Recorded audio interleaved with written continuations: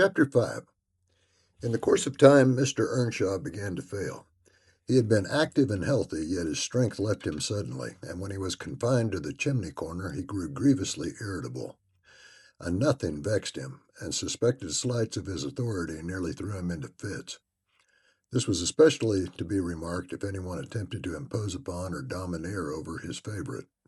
He was painfully jealous lest a word should be spoken amiss to him, seeming to have got into his head the notion that because he liked Heathcliff, all hated or longed to do him an ill turn. It was a disadvantage to the lad, for the kinder among us did not wish to fret the master, and so we humored his partiality, and that humoring was rich nourishment to the child's pride and black tempers. Still, it became in a manner necessary. Twice or thrice Hindley's manifestation of scorn, while his father was near, roused the old man to a fury. He seized his stick to strike him, and shook with rage that he could not do it.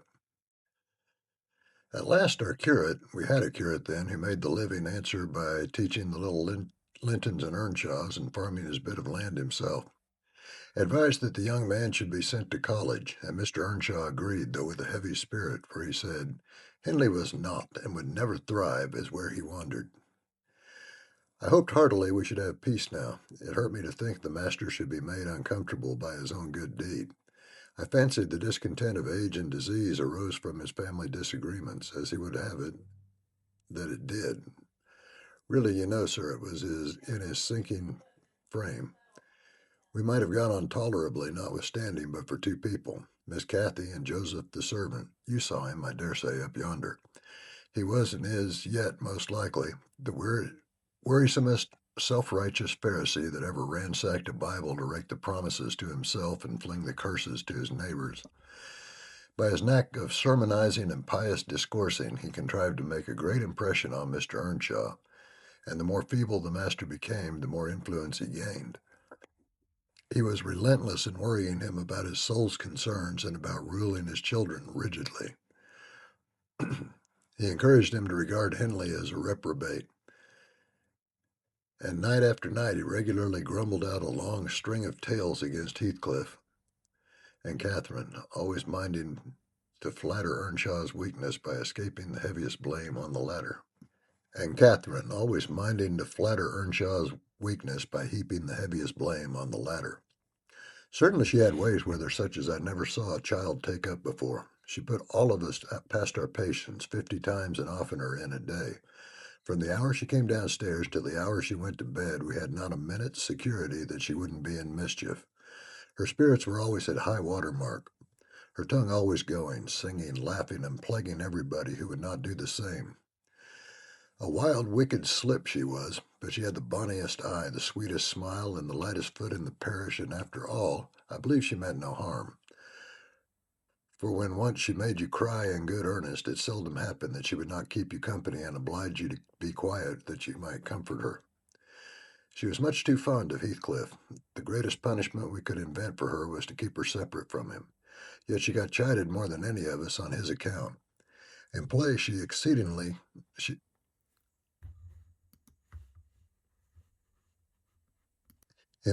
liked exceedingly to act the little mistress, using her hands freely and commanding her companions.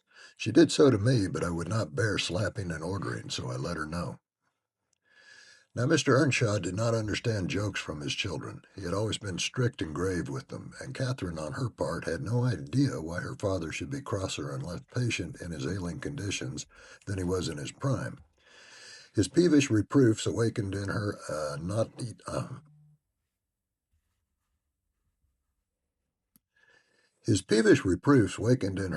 delight to provoke him. She was never so happy as when we were all scolding her at once, and she defying us with her bold, saucy look and her ready words, turning Joseph's religious curses into ridicule, baiting me, and doing just what her father hated the most, showing how her pretended insolence, which he thought real, had more power over Heathcliff than his kindness, how the boy would do her bidding in anything, and his only when it suited his own inclination. After behaving as badly as possible all day, she sometimes came fondling to make it up at night. Nay, Cathy, the old man would say, I cannot love thee, thou art worse than thy brother. Go, say thy prayers, child, and ask God's pardon. I doubt thy mother and I must rue that we ever reared thee. That made her cry at first, and then being repulsed continually hardened her, and she laughed if I told her to say she was sorry for her faults and begged to be forgiven. But the hour came at last that ended Mr. Earnshaw's troubles on earth. He died quietly in his chair one October evening, seated by the fireside. A high wind blustered round the house and roared in the chimney. It sounded wild and stormy, yet it was not cold, and we were all together. I, a little removed from the hearth, busy at my knitting, and Joseph reading his Bible near the table, for the servants generally sat in the house then, after their work was done. Miss Cathy had been sick, and that made her still. She leant against her father's knee, and Heathcliff was lying on the floor with his head in her lap. I remember the master, before he fell into a doze, stroking her bonny hair. It pleased him rarely to see her gentle, and saying, "Why canst thou not always be a good lass, Cathy?" And she turned her face up to his and laughed and answered, "Why cannot you always be a good man, father?" But as soon as she saw him vexed again, she kissed his hand and said she would sing him to sleep. She began singing very low till his fingers dropped from hers and his head sank onto his breast. Then I told her to hush and not stir for fear she should wake him. We all kept as mute as mice a full half hour, and should have done so longer, only Joseph, having finished his chapter, got up and said that he must rouse the master for prayers in bed. He stepped forward and called him by name and touched his shoulder, but he would not move. So he took the candle and looked at him.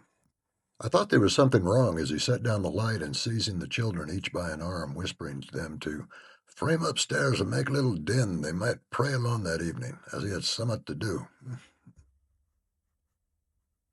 "I shall bid father good night first," said Catherine, putting her arms around his neck before we could hinder her. The poor thing discovered her loss directly, and she screamed out, "Oh, he's dead, Heathcliff, he's dead!" And they both set up a heartbreaking cry.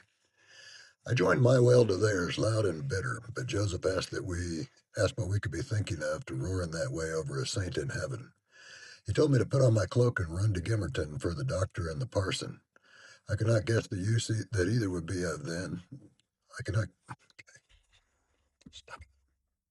I could not guess the use that either would be of then. However, I went through wind and rain and brought one, the doctor, back with me. The other said he would come in the morning. Leaving Joseph to explain matters, I ran to the children's room. Their door was ajar. I saw they had never lain down, though it was past midnight, but they were calmer and did not need me to console them. The little souls were comforting each other with better thoughts than I could have hit on. No parson in the world ever pictured heaven so beautifully as they did in their innocent talk. And while I sobbed and listened, I could not help wishing we were all there safe together.